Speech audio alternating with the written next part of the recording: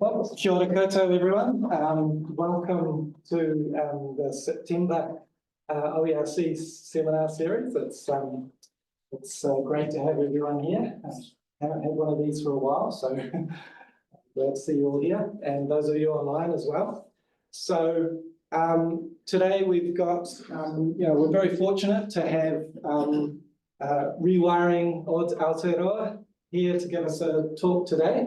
Hopefully you'll introduce Rewiring Aotearoa a little bit more as we go along, but the key people that we've got in the room with us today from Rewiring Aotearoa, Mike Casey. He's a electric cherry farmer from Central Otago and CE of Rewiring Aotearoa, and Josh Ellison, who's the head of research and development. So they're both going to share the presentation today. I'll over to you guys. Awesome. Just get your presentation up. Thank you. Well, thank you, everyone, for allowing us to inviting us down and allowing us to come have a chat with you guys today. A little bit of background. Well, I think I'll probably start from the start actually, and just run through my story first of all. If that clicker works, which of course it doesn't. Oh, just put the Oh, here we go. That might be that. Oh, There we go. oh. There we go. Much better. Just turn it on.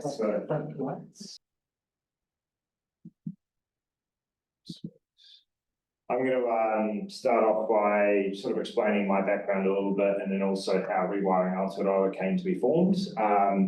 And then I'm going to be handing over to Josh, who is basically our research and development lead, but he's really the one that's put a lot of these models together, and he's going to present a lot of the facts and figures around household electrification that come from both the reports that we've done a few months ago, doing a report on the electrification of households called Electric Homes, and then more recently the paper that we co-authored with the chief economist of the Reserve Bank, Paul Conway, calling what do we call that paper again? Investing in Tomorrow. Investing in Tomorrow. There we go. So this is me. Oh no! Now we've lost the. just put cursor onto that page there. Now try. Now try. Sweet. So most people know me now. I've been jumping up and down about electrification for a number of years, talking about basically my story as an electric cherry farmer. Very, very quickly, I grew up in Wellington, New Zealand. I was a suburban Wellington boy. I went to Victoria University. Don't hold that against me. I got a degree in computer science. I then left very, very quickly after that because no one really likes Wellington, let's be honest. And I moved over to Sydney, and I spent 12 years in Sydney building technology startups, one of which was actually pretty successful. And that allowed my wife and I to move back to New Zealand, and we wanted to move back to the Central Otago region, mainly because we came back skiing every year and kind of fell in love with the Wanaka, Queenstown, Central Otago kind of region. We were looking for places to reinvent ourselves, and we're looking for that classic 4-bedroom home in Wanaka, and what we actually found was a perfect 4-bedroom home, 30 minutes south of Wanaka, with 9 hectares of vacant land for the same price as a 4-bedroom house in Wanaka. Me being an entrepreneur, looking for a new way to reinvent myself and a new opportunity, loved the look of it, and my wife being an accountant loved the bargain, and it wasn't too long at all before we had become the newest, I guess, farming family of New Zealand. We found a forest lodge orchard, which is a 9,300 cherry tree orchard in the middle of Central Otago. At full production level, we use about 100 tons or 100,000 or about 10 million cherries every year. So really, it's about 25 kilometres worth of cherry trees. And I know you're thinking to yourself straight away, it's like, why is this cherry farmer standing up in front of you and talking about his cherry farm? Well, the real reason is that even though we grow the best cherries, I think, in the world, that's actually not what we've become really well known for. What we've become really well known for is the fact that we run our orchard entirely on electric machines. We have 21 electric machines in total. Everything that you can possibly think of being on a farm is electric. It's means sourcing electric frost fighting fans from over in South Africa. It's means sourcing electric tractors from San Francisco, and it's meant building our own electric foliage sprayers, along with getting a whole bunch of other technology from China and from New Zealand as well to bring this all together. Here's a list of all the 21 machines. Don't pay too much attention to it. It's a really, really long list, but it pretty much covers everything in our farm and in our household. And the biggest thing that I have been doing over the last few years is really been quite transparent with the exact amount of money that I've spent, the exact amount of grants that we've got, to try and work out what the payback was on our whole electrification journey. And what we've got here is a market payback, so not including grants, for around about 13 years to entirely pay off the additional capital that we spent on creating the orchard. We basically spent an extra $400,000 on 21 electric machines compared to if we'd gone down the path of using diesel machines.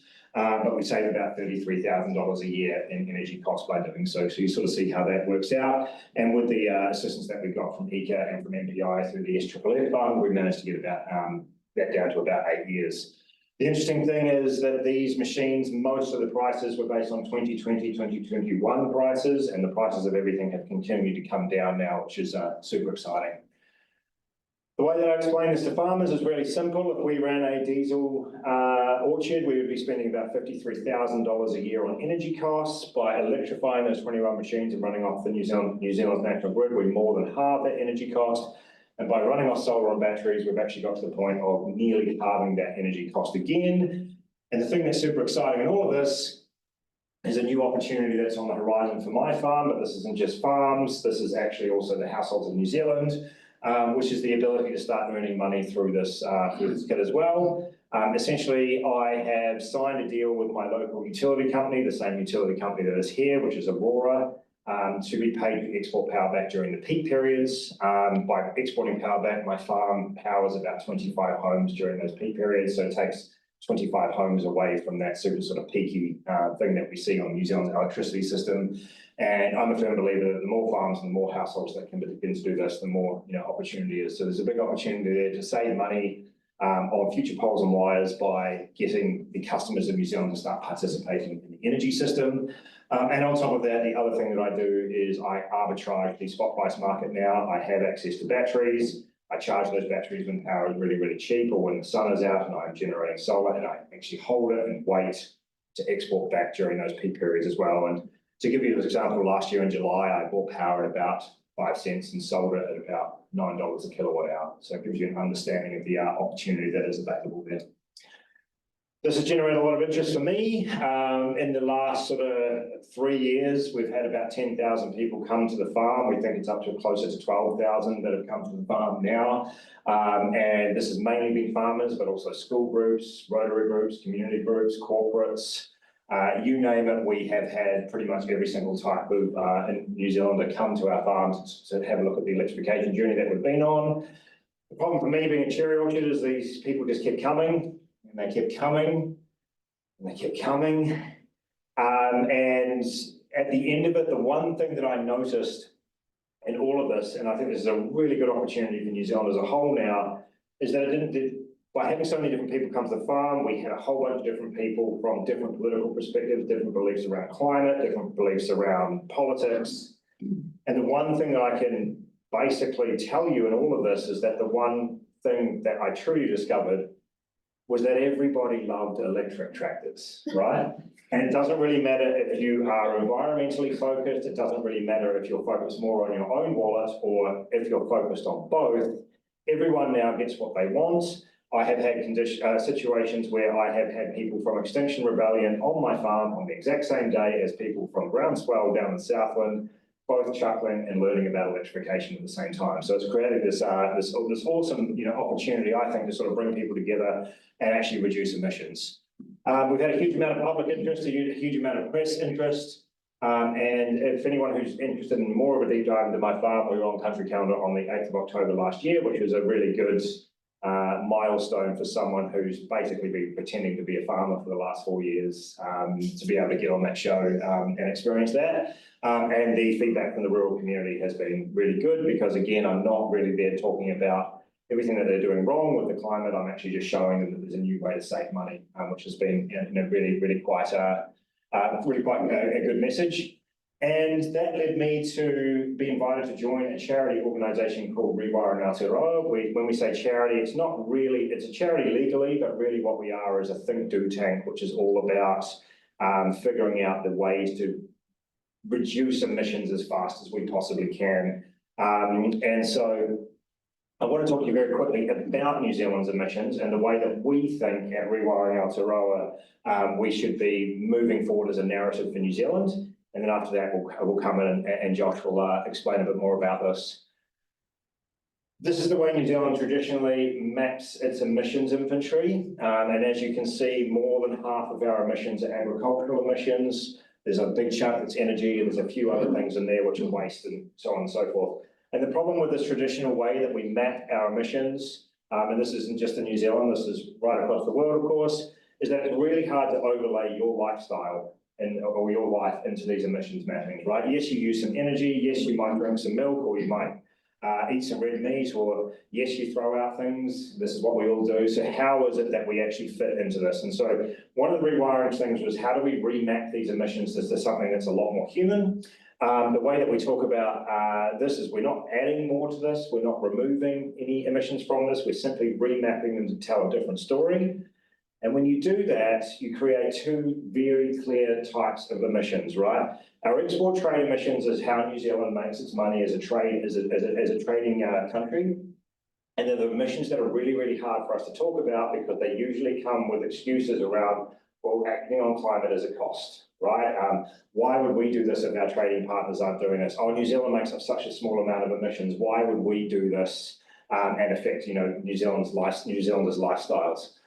The domestic emissions, on the other hand, are quite a bit different, right? They are the emissions that underpin the Kiwi lifestyle, right? The average Kiwi lifestyle in New Zealand. And they're largely machines that we use to increase our quality of life, right? So if we take those emissions and we expand these emissions out and sort of go into more of a depth of this Sankey diagram here, you can sort of start to see where energy fits. And one of the most amazing things that we've sort of discovered along the way is just how much of New Zealand's domestic emissions are tied up in the households of New Zealand, the machines that exist within the households of New Zealand. And to put it in perspective, about 25% of New Zealand's gross emissions, and we don't know this number for sure, we're actually in the process of trying to count all the fossil fuel machines that exist in New Zealand as part of our major strategy for rewiring. But a good educated guess would be that about 25%, 1/4 of New Zealand's gross emissions are created in small fossil fuel machines where the technology already exists to replace them today. And in many scenarios, replacing them today is actually economically the right thing to do because the cost of finance is now cheaper than the fossil fuel that runs the existing machine, right? And so what we're really focused on heavily is that 25% of New Zealand's emissions where we could actually move really, really fast and actually have a big, a big opportunity to reduce them. New Zealand's patted itself on the back for a very, very long time about how we have such a highly renewable electricity system. But the biggest issue in all of this is when you actually look at our energy system as a whole, about 3/4 of our energy comes from fossil fuel machines, and an extra 4% over there comes from non-renewable electricity. So you can see, even though we talk about having a highly renewable electricity system, and it is something to be quite proud of, at the end of the day, it's only a fraction of the total energy we consume in New Zealand. That works out to be about $40 million a day for New Zealanders, and from at the household level, that's about $9 million a day that the households in New Zealand are spending on fossil fuels.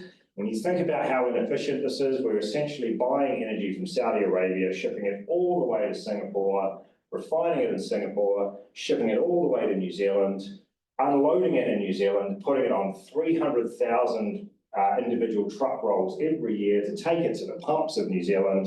And then on the other side, the customers are then driving down to those pumps to go collect that energy. Really makes you think that how inefficient that is, considering now we're in this unique scenario where customers can actually start to generate a lot of this energy themselves. It's what I'm doing on farm. 2.5% of households in New Zealand now have rooftop solar. It just makes sense that there is, obviously very little delivery cost involved with generating energy yourself on your home or even locally through our dams and so on and so forth. We have a unique opportunity in New Zealand, I feel, to possibly become the world's first fully electric economy. And when I say fully electric economy, I don't mean eliminating fossil fuels entirely, because there's always going to be your dad who wants to drive his vintage car, and there's always going to be the old farmer that wants to drive his old Massey Ferguson. But in general, if the ships stop coming to New Zealand, where our economy could continue to survive, right? That's what we mean by a fully electric economy. We're going to need somewhere between 200 to 300% more electricity in order to be able to electrify everything in New Zealand, right? So 200% if we're looking at all the fossil fuel machines that exist now and electrifying every single last one of them, we're going to need about double the electricity we currently have. If we're thinking about the future and some of the new industrial strategy for New Zealand, one of the big things that's looking like it could be an opportunity for New Zealand is data centres. They are hugely electricity energy intensive, which means we may even need to go as far as looking at a 300% renewable grid for the future of New Zealand. So on here, we have a hydro scheme that is the envy of the world, which is really exciting. We have really, really good wind resources in New Zealand, and we actually have pretty good solar resources in New Zealand as well. If every farm in the country did what I have done with my solar array size, we're looking at about 60 farmers alone. The 50,000 farms in New Zealand could produce about 60% more renewable electricity on the grid. And if the households in New Zealand was to do it, we would end up with about another 40% renewable electricity on the grid. And the great thing about all of this is 80% of homes, 1.8 million homes in New Zealand, where it's now an absolute economic slam dunk to look at doing this because it's the cheapest energy they are ever going to get. So I'm going to hand you over now to Josh. You saw the slide. I put a big slide of him up there just to introduce him. But what we thought we'd do now is Josh is the real modeler behind a lot of this work, and I thought it would be a good opportunity to bring him down to share with you some of the graphs and some of the discoveries that we've been making. And I think at the end of this, it'd be really good to have a good conversation with you guys about what we've learned. We'd like to know what your thoughts and feedback are on this, and generally, hopefully, have a good constructive conversation about how it is that we can integrate all of the thinking together to move New Zealand forward in the right direction. So I'll hand over to Josh. Thank you. Hello, everybody. Josh Ellison, I lead research and development at Rewiring. Which button do I click to get to the next? The right one. Some of the stuff will be a repeat of some of the things Mike has said, which I'll skip through quickly. We don't normally do this as like a tag team presentation, but let's first set some global context about the work we're doing and why this is an area we focus on. The global emissions problem is primarily an energy problem. About 73% or so of our emissions globally are energy emissions. And actually some of the industrial emissions you can see up there in the purple are caused by energy processes as well. What that means in practice is that solving that energy problem is really a machine problem, but underneath all of the capillaries of all of those energy emissions categories in our inventories are machines. Those machines range from coal power plants to cars to water heaters and so on and so forth. That is to say that Morpheus was right. The problem is the machines. One of the problems we've had in all economies around the world is thinking primarily about the supply side economy and not the demand side economy. And if you're just thinking about fossil fuel flows, it's easy to think about the supply side because this is where they come from. This is the wholesale price of oil and so on. But when you think from a machine perspective, the replacing those machines is how we stop burning the fossil fuels in the first place. Then you realise that there are thousands of machines sit on the demand side in New Zealand, and there are millions of machines sit on the demand side. And so these are generally what we call boardroom decisions. These are just largely machine decisions made by board of directors that will say, okay, here is the economic time to replace this, for example, coal power plant with something else. On the other side, it's the opposite. These are the millions of decisions that get made on dinner tables around the country, effectively. This is what type of car you drive, how you heat your water, how you heat your home, what type of water heating will your business have, what type of vehicles your business have, and so on. And so, in our view, the demand side decisions are at least as important as the supply side decisions, because that is a massive lift getting all of those machine decisions to be made on time for the climate trajectory we need. Another way to say this is that this is how conventional emissions reduction is often thought as a kind of downwards line into the future. But really that looks like this, which is ultimately machine decisions getting made that reduce, this is an individual household as an example, electrify their heating, and then electrify one of their vehicles, and then electrify the water heater, cooktop, second vehicle, and so on. And really that's a constant step down of all of the fossil fuel machines we can replace that can stop burning those fuels very important. The other thing which Mike mentioned on emissions, which is really important here and why we focus on households, small businesses, agriculture, is there's a really important underlying technology curve here. The climate is a cumulative emissions problem, so we need to get as many emissions reductions as we can early on. And for example, even with infinite money, and New Zealand can't get a zero emissions plane today, even with a huge amount of money, it's very hard to get zero emissions big trucks today, so on and so forth. But you can get zero emissions vehicles, you can get zero emissions water heaters, you can get small zero emissions tractors, as Mike's shown. And ultimately, we need to go as fast as we can on the emission reductions that do work and are feasible today to give ourselves room for all of these areas that are currently effectively in R&D. I'm going to skip through this. Mike's already talked to that. Our emissions profile is unique compared to that 70% globally, but the solution set is still the same. We need to go as fast as we can with things that can go at that speed today. The bad news is there's a lot of work to do. There's a lot of machines. The good news is that electric machines are more efficient, a lot more efficient. This is a quick example that's probably too complicated as a slide, I now realise. But petrol car, of the petrol we put in, about 80% of that turns into waste heat and vibrations and other things. In an electric car, about 70% of the electrical energy you put in turns to motion at the wheels, and then it regathers another 20% of that with regenerative braking. So you get about 90% of the energy you put into an electric car, including charging losses, gets turned into motion at the wheels, compared to about 20% of the petrol car. This is the same thing for space heating. This is gas or LPG. They're roughly the same efficiency. This is a wood fire, resistive electric. Heat pump is sitting down here. This is water heating. Induction cooktop and electric cooktops are similar. Induction's a little bit more efficient. And on the right is a bunch of different example vehicles from the US's EPA fuel economy database, which creates like combined city and highway driving fuel estimates. And one of the most interesting things, I think, just looking at all these vehicles, is to show that this is one of the insanely huge American trucks that is all electric, and it uses significantly less energy than a Kia Rio or a Mazda 3.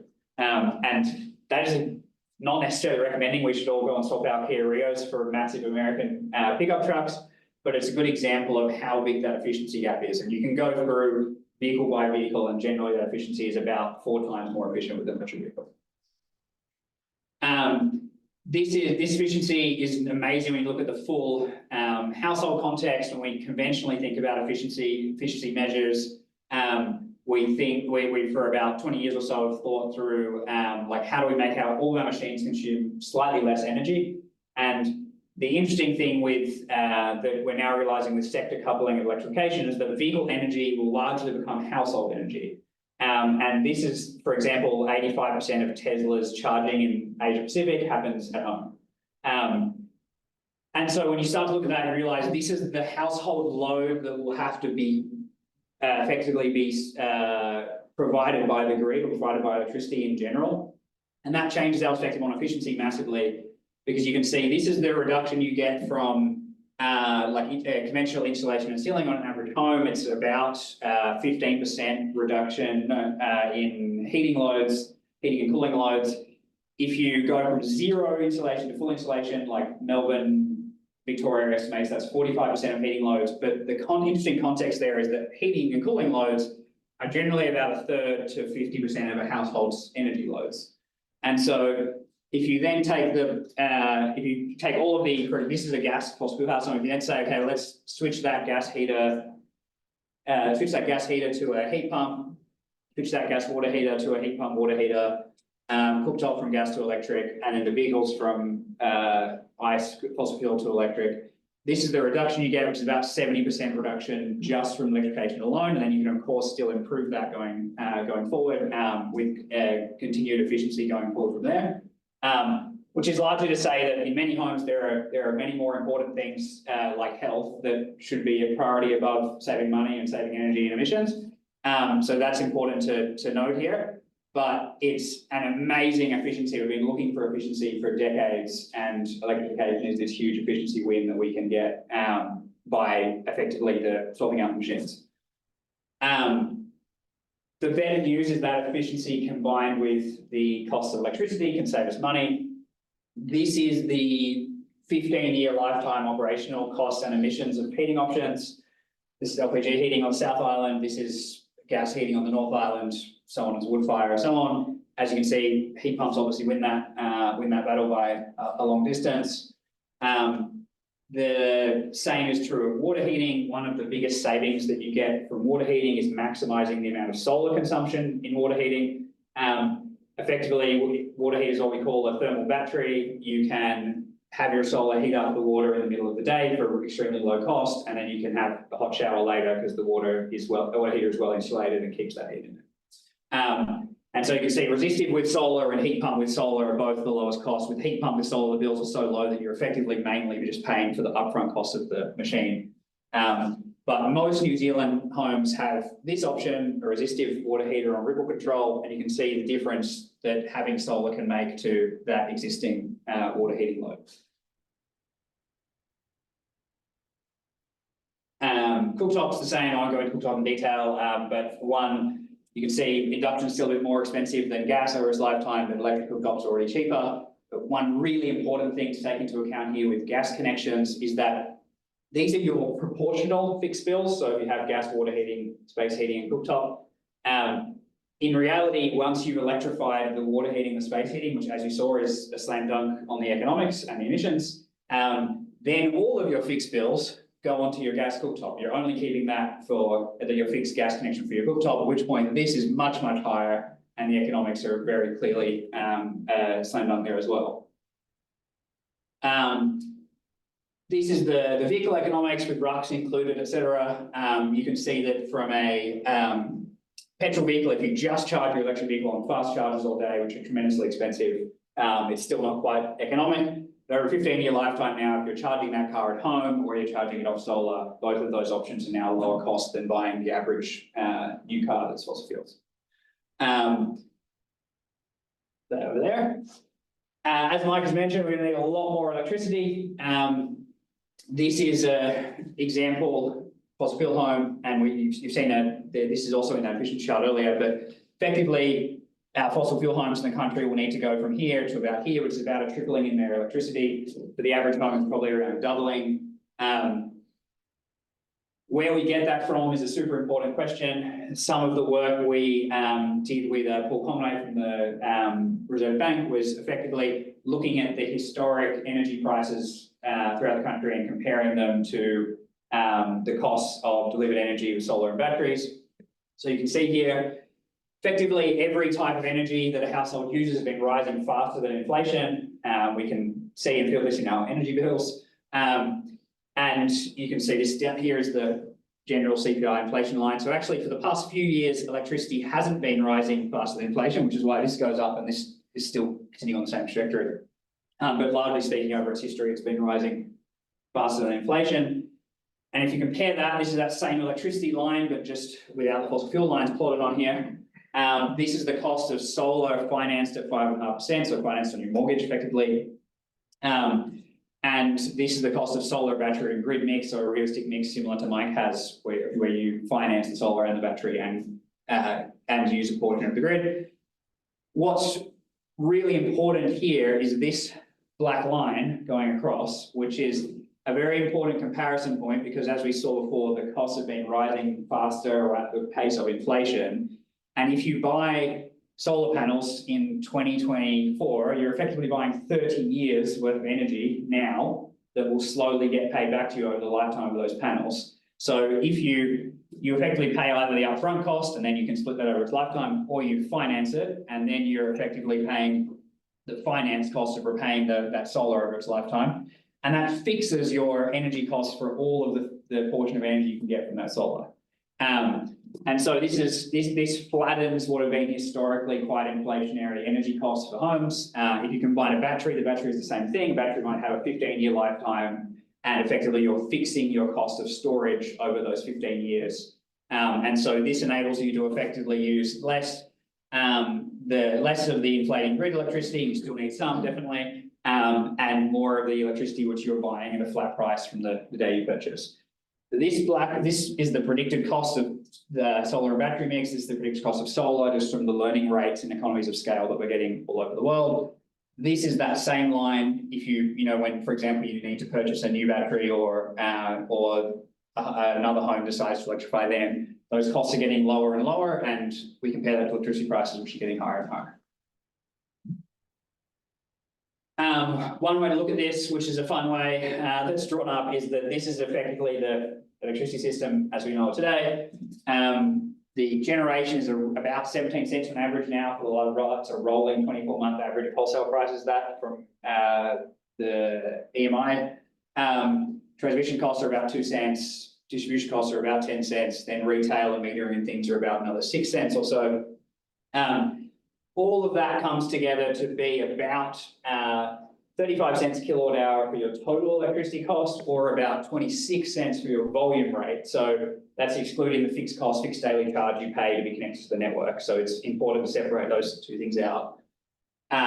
If you just take the cost of solar panels and split it over their lifetime, that's about 6.5 cents per kilowatt hour.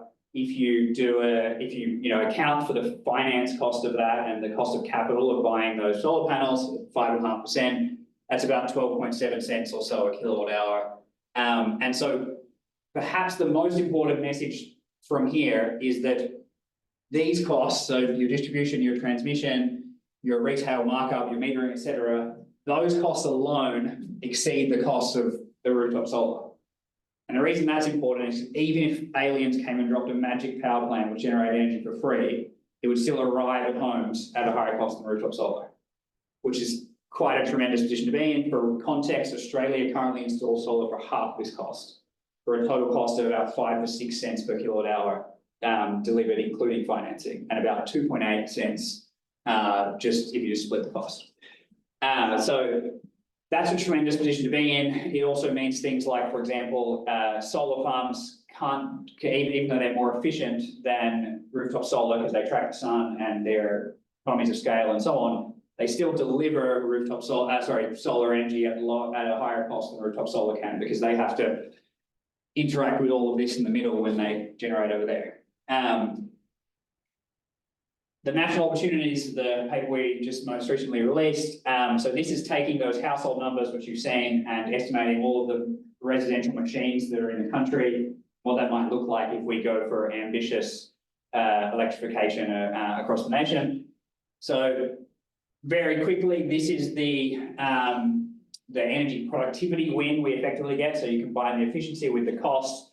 This is the cost of putting petrol through an engine. This is the cost of putting electricity through an electric vehicle, solar through an electric vehicle.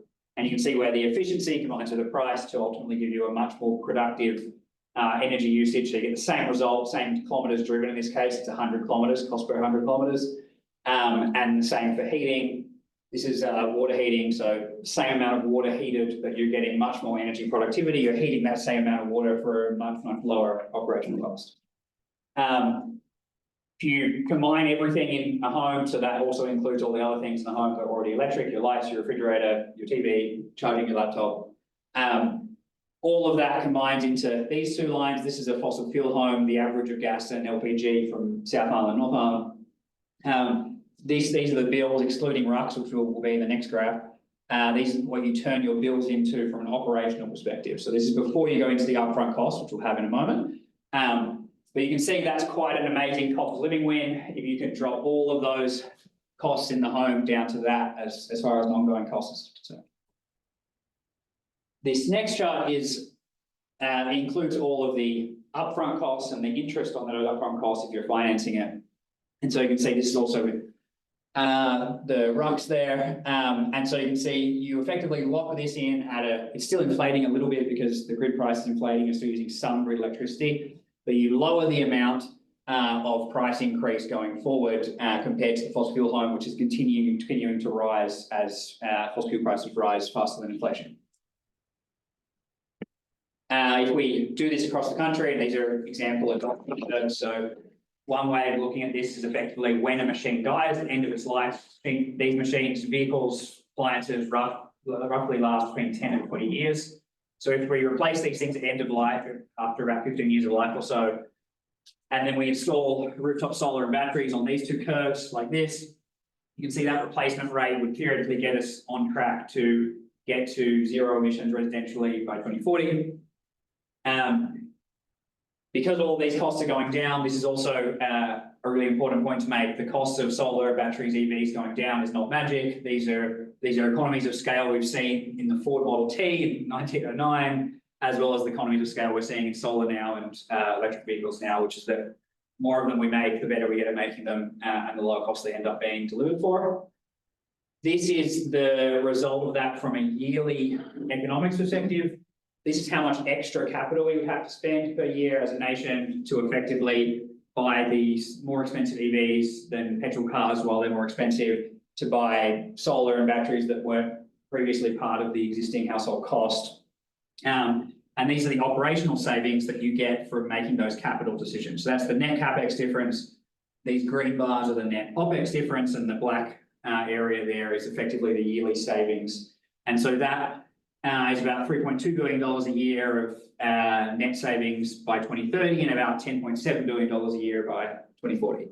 And that's just the cumulative version of that, which is obviously their yearly savings. They add up over time. That's about $95 billion by 2040. Obviously, that is entirely dependent on how fast you go with the adoption curves. If you go slower or you go faster, that changes the cumulative number.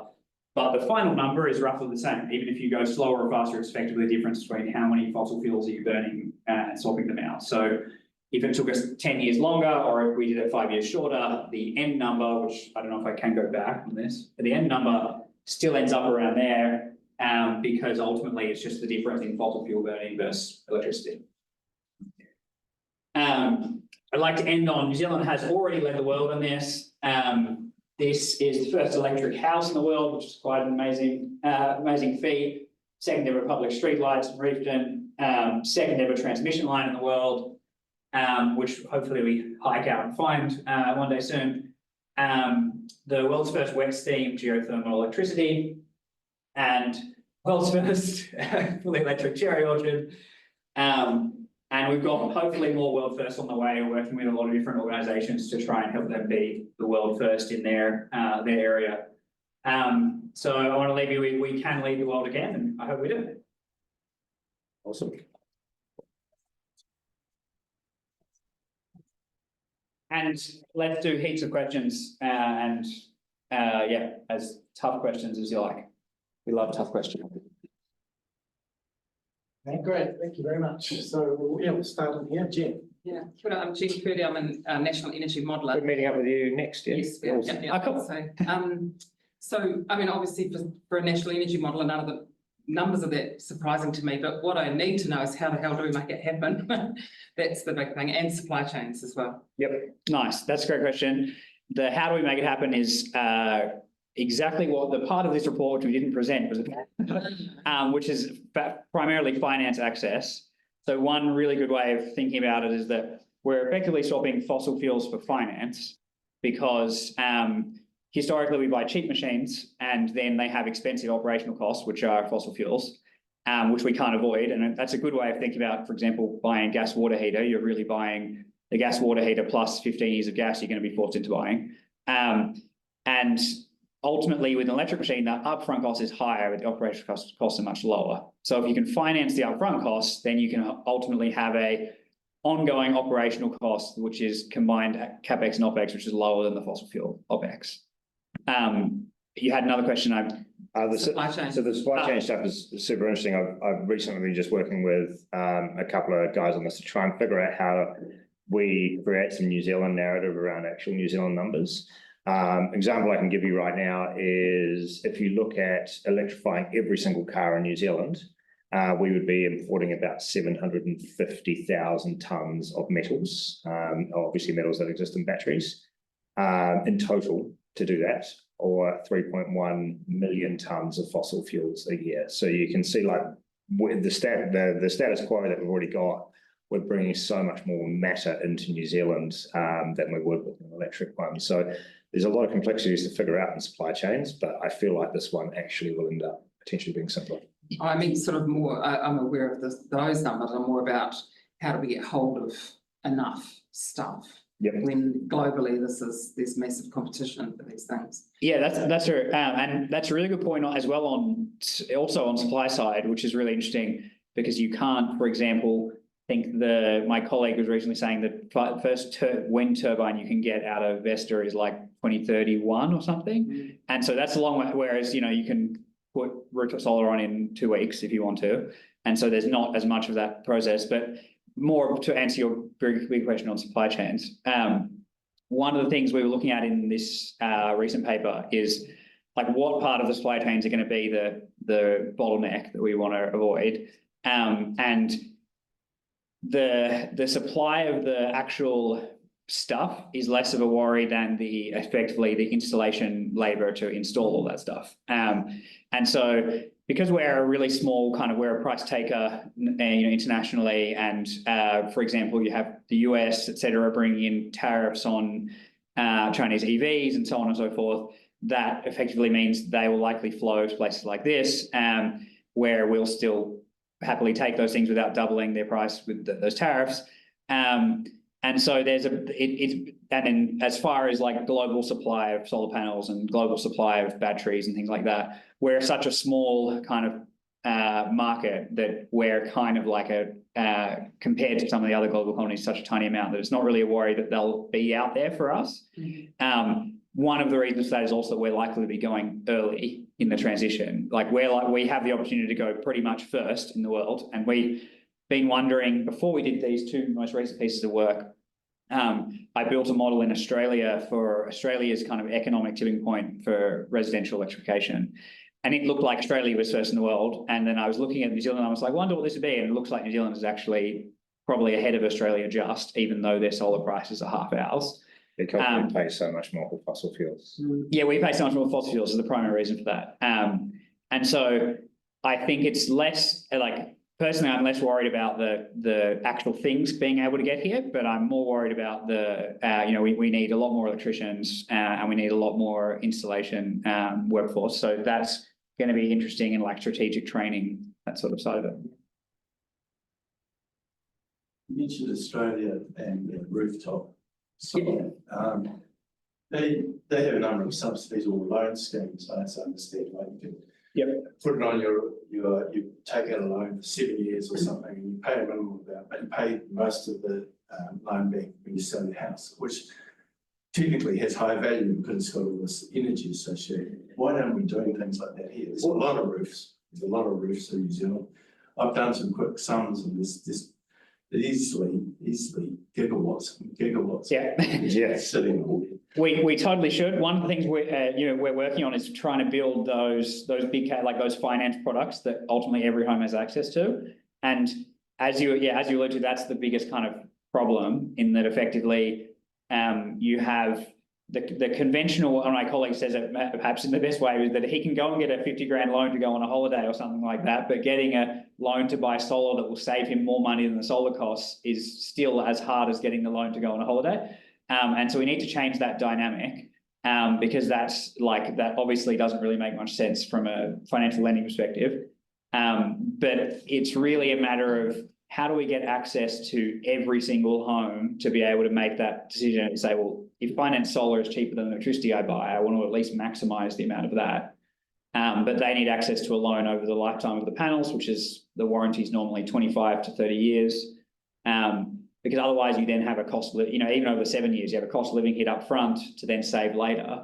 As long as you can finance it over its warranted lifetime, you can save money on day one and you don't have to worry about paying back. And there's a huge portion of homes that won't be able to take a cost of living hit straight away. 2.5% rooftop solar penetration at the residential level here, and close to 40, if not over 40 in Australia. It's 35% in Australia, with some communities over 50. So depends where you are. The subsidy scheme in Australia definitely accelerated not only the adoption rates, but also the maturity of the installation market. And so what we're finding in New Zealand at the moment is largely due to soft costs and an immature market in terms of competition, that we're installing solar at twice the price that of the Australians are at the moment, even though we buy the hardware from the same Chinese manufacturers. So that's something that we've been working on really heavily with the Electricity Authority. You might have seen that they've recently announced a couple of things that they're moving towards, as well as with MB. Simple things like at the moment, a solar installation in New Zealand takes 5 truck rolls. That's because the EDB has to come out and disconnect the fuse because the solar installer is not allowed to, even though they're qualified to. Then the solar installer comes and does the work, then they leave. The EDB comes back and puts the fuse back in, but the system has to remain off, and as in my case was off for over a month while I waited for the inspector to show up to inspect something that inspector doesn't know as much as the solar installer who was installing it in the first place.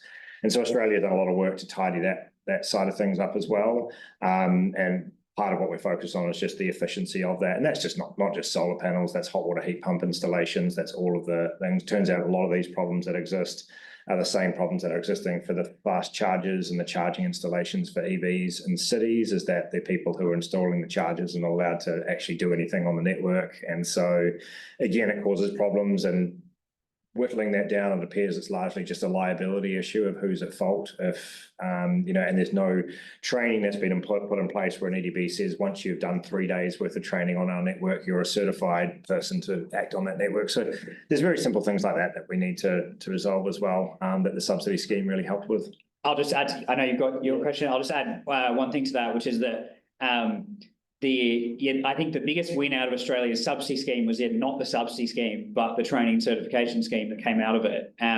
So in New Zealand, we installed solar for about $2,000 a kilowatt, and $2,000 to $2,500 a kilowatt. In Australia, they install it for $800 a kilowatt. If you take out the subsidy out of that, it's still about $1,100 to $1,200 a kilowatt, so still much lower than us. In the US, it's about $3,000 or $4,000 a kilowatt, because they have so much red tape and bureaucracy kind of in between, and in the mix you have to call so many different people over so many different months that it's a big mess. And so I think we could very quickly learn from Australia in their processes and go, okay, well, how do we make because the reason they did it is that we're going to subsidise this. We want to make sure the installation process is really efficient, and we're subsidising something that's getting as much bang for our buck as possible. And so that caused them to do the kind of reforms there to make it a really efficient process. And we could now, see what they've done in that and borrow it to lower our install costs without subsidies as well. And the irony in all of this is Australian rooftop solar is now the cheapest energy in the world for the everyday consumer. And the reason it all came about was because John Howard was walking away from the Kyoto Protocol at the time and wanted an announceable on how he was going to do things differently to the rest of the world. So possibly the most neoliberal Prime Minister in Australian history actually created the rooftop solar revolution there. So it's quite a funny story. So I've got a question online. I'll just, You've been waiting. You're next. So do you think that in New Zealand, EVs will have a stronger presence in demand response rather than stationary batteries? A little bit off topic, but... Can I answer this one first? Sure. So from my farm experience, I think in the ideal world, every EV should be responding to the energy system when the energy system needs it. But the protocols and everything that we've seen around the incumbency burden at the moment that exists on the customer, it's very, very hard to participate in that space. And so waiting for EVs to be part of the solution is probably going to delay the solution at a time where we need to be moving on climate very, very quickly. I have found now that, I have my batteries on my farm that are responding to the grid. I have my tractor about to get its inverter installed so that it can respond to the grid. And I'm just about to buy a new electric vehicle that will finally be able to do stuff to respond to the grid. But the fast, simpler implementation is to have a grid-tied battery system already and then simply have the cars exporting onto the AC bus rather than trying to grid-tie the cars. And so I think the answer is we're going to end up with hybrid solutions. With the rollout of rooftop solar, the dry year that we've just experienced very recently, well, still experiencing really in the long term, we can't wait for cars to fix that problem. We've got to, and we can't wait for the 29 EDBs of New Zealand to standardise their standards in order to fix that problem. We need to move a lot faster than that. And I think that's largely going to come down to Batteries, one of the things that we're working on with the EA is pricing that appropriately, because at the moment, when you think about it, you could export from your household with a battery or from my farm with a battery, and I might get paid, say, 15 cents a kilowatt hour, regardless of what the true value of power is at the time. So customers do not have those price signals yet to be able to respond appropriately. And why would you cycle a car that might theoretically cost 24 cents per kilowatt hour to cycle that battery if you're only getting 15 cents back from the retailer? You're just losing money cycling your battery. So I feel a lot of that still has to be ironed out with pricing signals that are actually going to incentivize people to use their assets for the greater good. My answer is slightly more optimistic. Okay. I think the good part about vehicle to grid is that the largest battery in the country will be our vehicles by far. The largest storage source, the largest generating source will be our rooftops by far. And so there is a huge opportunity there to lower everyone's energy prices if we can get those vehicles to participate in a useful way. But we don't necessarily need every vehicle to be plugged in and responding at peak, et cetera. Like a fraction of the vehicles would do all the peak response we likely need. And so I think that is and all of our models, we exclude vehicle to grid because of all the standards mess and all of the, it's not really kind of active that much in the world yet. But that would make all of the economics better for everyone because we can have a much lower cost energy system overall. Yes, I'm totally on board with everything you say. I've got the car and all the battery and system. I pay nothing. Nice. Have you down to the zero energy bill household? Well, basically line charges. Yeah. Yeah. And that's because the local company Contact has 3 hours free, which are batteries with.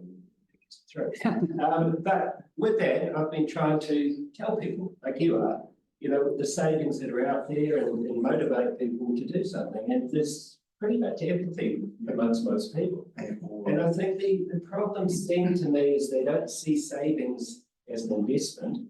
You say about financing, the banks are offering 1% over 3 years, most people. So the finance is there, the savings are there, but people just aren't really motivated and interested. I think, most households, maybe have 2 people deciding on finances, and they don't see solar and batteries as being very exciting or very worthwhile thing to spend on. Yeah. So they really have to understand, that investing money in a savings is actually worthwhile investment. I don't think most people really can get their head around that. They think very short term in terms of how they, Can I give you a micro example? My father, forgive me for my sins here, was the Axe Party candidate for the Wairarapa. And he, in the last year, has gone down the path of electrifying absolutely everything in his life, to be much like yourself as well. And I think that's what really excites me, is the ability to get people that would not normally be climate conscious individuals starting to think quite differently about these kinds of things. It is only one example, but the other thing that I have found very, very effective when communicating with people is talking about how essentially they're buying their energy from the Middle East when they could be generating themselves. And it's really about the language that we use to describe just how inefficient something is that gets people, I think, quite motivated. But we've got such a long way to go as a think tank around how it is that we portray this stuff, in a better way. We find that generally those that are climate conscious in New Zealand tend to be more focused on agriculture and our export industry and things like that. And that's fine. We need people focused on that. And those that are on, more on the right side that aren't climate focused, I see that as being probably where the big opportunity is, because a lot of them are really focused on efficiency and how do we get rid of waste. Exactly. And as I said before, you've put people into 3 different buckets. They care about that they're green, they care about the green, or they care about both. And there's no one that doesn't fit into one of those buckets. Yeah. The other thing that I see is the electricity industry aren't really interested in what we do. Oh, sorry. They're motivated by having shortage of supply. Yes. They need big money, so, you know, we need And rule change or something. you can understand now why, you know, even the government's energy strategy last year was talking about things like rooftop solar only having a niche role to play in New Zealand's energy system, is that unfortunately the very people who are representing us in government are also shareholders of the large gentailers, so they're not directly aligned with the customers of New Zealand. And we've gone out and raised more than $1 million in philanthropic funding now to fund this organisation. That's per year. To actually start to represent the customer in this journey, because the customer has never really had a voice in this space, namely because, as you say, there is apathy because electricity is complicated and energy is complicated, right? And so it's almost like there is an apathy that exists. But as soon as you break down and simplify the language and give people analogies that they can understand and get, all of a sudden you see them start to get quite riled up about the unfairness of the system. I think just to add to that, the finance the finance products, some finance products do exist, but the finance products for the general public don't exist yet. So I think that's really important, like, definition to make between, like, so the current loans from the banks are generally 3 to 5 years, and that means for most of these investments you have to take cost of living hit for 3 to 5 years to be able to get savings. And so it's what we need is for lack of a better word, productization of all of these economics, so that instead of having that loan over 3 years, it's over the 15-year warranty lifetime, because that means that from day one you get savings, so where people can get a savings from day one, the decision making is very different from where they have to make an investment and then have savings that theoretically come in the future. And so you can see, you know, people will line up outside a petrol station to get 5 cent cheaper petrol. And all of a sudden, if your electricity, you can buy finance for 12 cents solar, or you can buy 26 cents grid electricity. They want to buy as much solar as they can. But it needs that, taking the finance products and turning it into, hey, you're about to buy solar panels. Really, you can buy them off us at 13 cents per kilowatt hour on your bill, and that we'll install them on your roof, and then you pay them off through your bill over time and things like that. To kind of turn it into not needing as much of the investment mindset, like you mentioned, where then they'll save money in the future. So it's your turn. So just a little bit of background. I met C at a conference last year called Toru, and I had just been made CEO of Rewiring Aotearoa, and C actually did a co-presentation with our chief scientist Saul at that presentation as well. And so C, hello, nice to see you again. Kia ora, Mike. It's really good to see you too. And you know what I'm going to say, because you've heard me rant about this, and that's that my fear with the energy transition is that we bake in those further systemic and structural inequities. And the insulation project that we've now done for almost 2 years has shown us how hard it is to do this equitably. Overcoming those complex barriers and needs that especially the hard to reach and hidden, the most vulnerable energy users, and I totally agree with you, we need to represent the customer side of things, is a big issue, that we don't have a just transition if we don't do that. The landlord-renter split incentive is a really obvious one. The health impacts that you mentioned is another one, but they can obviously also be a potential driver with indoor air quality improvements from moving away from gas and stuff like that. So I would argue, from my perspective, that in a truly just energy transition, we should prioritize those really vulnerable communities first. But from an emissions perspective, obviously, you probably want to go more for the low-hanging fruit or the ones who can afford it. And so I'm just still wondering. It's the first answer on that is we need to do both, and Rewiring is really dedicated to doing both. We don't have a lot of time to solve climate, so the last thing we want to do is not focusing on those that can afford it now, right? We need those that can afford it now to be doing this transition. But us at Rewiring, and hopefully with your help as well, we need to make sure that everyone is built on this journey, because while we can go after some emissions, low-hanging fruit quite quickly, the problem on the other side is you can't half solve climate change. And so you can't just do the houses that can afford it at the expense of those that cannot. And probably, do you want to share some of the stuff that we're working on with the renter? Yeah, sure. split incentive? Yeah. I actually, it's a really good question, and it reminded me of something that was answering to your question before, which is that the keenness to, for example, go out and get solar, and we've looked at this in Australia where the solar market is much more mature, and the bell curve of solar adoption is quite interesting because it's the high income and low income are similar in solar adoption, and that's because it has a lot more impact if you're low income. Low-income homes spend on average about double the proportion of their paycheck on energy to high-income homes.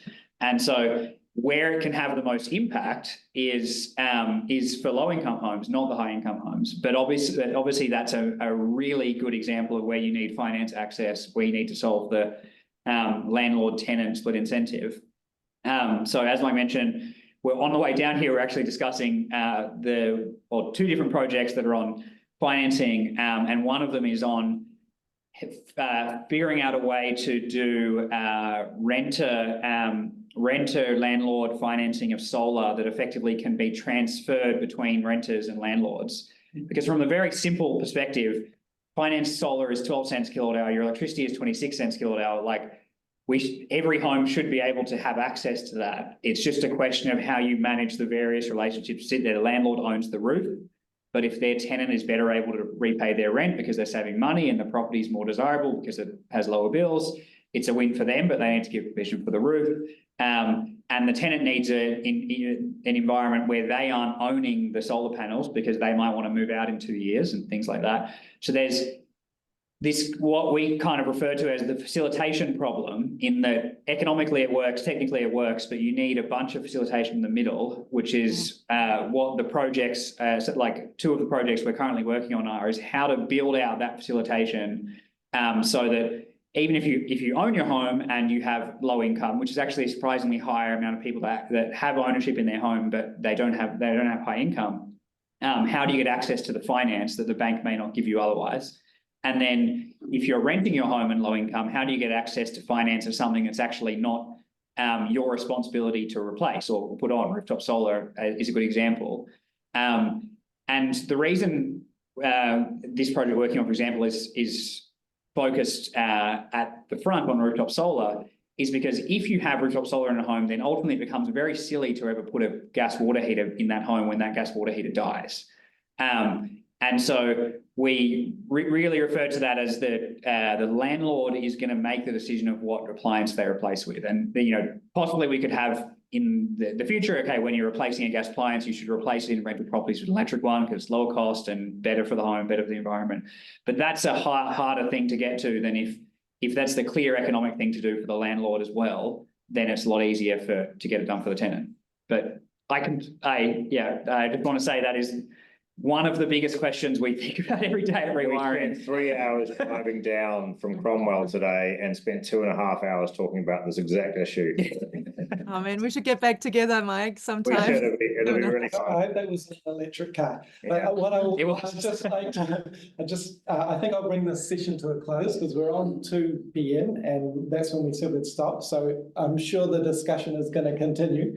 That's great. And you guys have generated a whole lot of discussion and that's what you're here for, which is super. So thank you again. Thank you for having us, Mike. Really appreciate it. Yeah, thank you so much for having us. Thank you, everyone online. See you later. See you next time.